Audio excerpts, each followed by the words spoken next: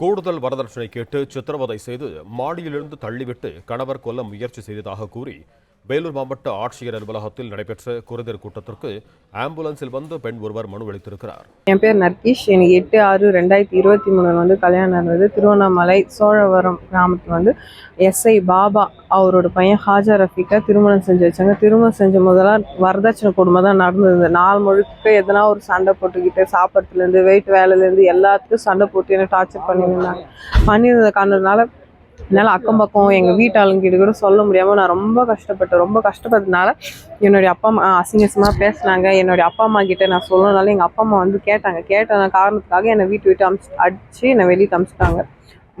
10 மாதமாக நான் வீட்டில் தான் இருந்தேன். அதுக்கப்புறம் ஜமாத் மூலியமாக சொல்லி நான் சேர்த்து வச்சாங்க. அந்த நேரத்துலேயே என்னை சவால் விட்டு தான் என்னை கூட்டின்னு போனார். என்ன பண்ணுறேன்னு சொல்லிட்டு என்னை சவால் விட்டு தான் என்னை கூட்டுன்னு போயிட்டு கூட அங்கே நிம்மதியாக திருப்பி அதே வரதட்சணை.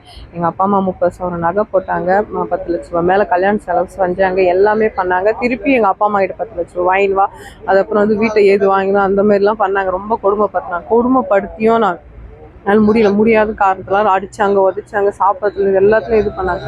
அதுக்கப்புறம் என்னை தனி கொடுத்துருவோம். வேலூர் மாவட்டத்தில் சதுப்பேரி முல்லை நகரில் என்னை தனி கொடுத்து வச்சாங்க. தனி கொடுத்து வச்சு அப்பயும் என்னை என் புருஷன் எங்கள் மாமனார் பேச்சு கேட்டு இல்லாத கொடுமை பண்ணி என்னை அடி அடித்தார்.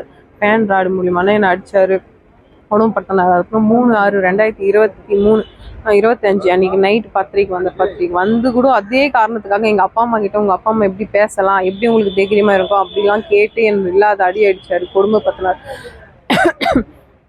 கொடுமைப்படுத்தி அன்றைக்கி நைட்டு இவர் மாடி மேலே போனாலும் நானும் அவர் பின்னாடி போனதால நான் மன்னிப்பு கேட்டு சரிங்க இதுமாரி எதுவுமே நடக்காதுங்க, என்னை மன்னிச்சுங்க, நான் மன்னிப்பு கேட்டு போயினே இருக்கிறது காரணம். அந்த நேரத்தில் எங்களுடைய மாமனார் எங்கள் லைனில் இருந்தார். எஸ்ஐ பாபா ஒரு லைனில் இருந்தார். லைனில் இருக்கும்போது நான் இவர்கிட்ட வாழ மாட்டேன், இவளை என்ன பண்ணுறதுன்னு கேட்கும்போது அவள் இருக்கிற வரைக்கும் இப்படி தான் நடக்கும், அவள் போனால் தான் எல்லாம் சரியாகும்னு சொல்லிட்டு அந்த காரணம் சொல்ல எங்கள் அப்பாவே சொல்லியாச்சு. அதுக்கப்புறம் என்னன்னு சொல்லிட்டு என்னை 3வது மாடி என்னை தள்ளி விட்டார்.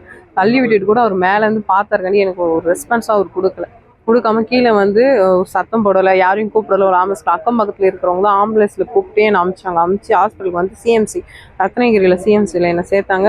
சேர்த்து அங்கே என்னை எங்கள் மாமனார் என் ஹஸ்பண்ட் அவங்க 2 பேர் தான் உள்ளே வந்தாங்க. உள்ளே வீட்டில் அந்த எந்த விஷயத்த வெளியே சொல்லக்கூடாது, அங்கே இருக்கிற டாக்டர் மூலியமாக எனக்கு தெரிஞ்சு விஷ ஊசி போட்டு ஒன்று சாகடிக்க முடியும், உங்கள் அப்பா அம்மா மேலே வழக்கு நான் பதிவு செய்வேன் அப்படின்னு சொல்லிட்டு என்னை மிரட்டின காரணத்தால் என்னால் யார்கிட்டையும் சொல்ல முடியல, டாக்டர்கிட்டையும் என்னால் சொல்ல முடியல. அந்த நேரத்தில் நான் சொல்லியிருந்தா இதெல்லாம் நடந்திருக்கும், அது என்னுடைய தான். ஆனால் என்னை பயமுறுத்தினாங்க, அதனால என்னால் சொல்ல முடியாமல் என்னை தவிச்சேன். வீட்டுக்கு 22ஆம் தேதி டிஸ்சார்ஜ் செஞ்சாங்க போன மாதம்.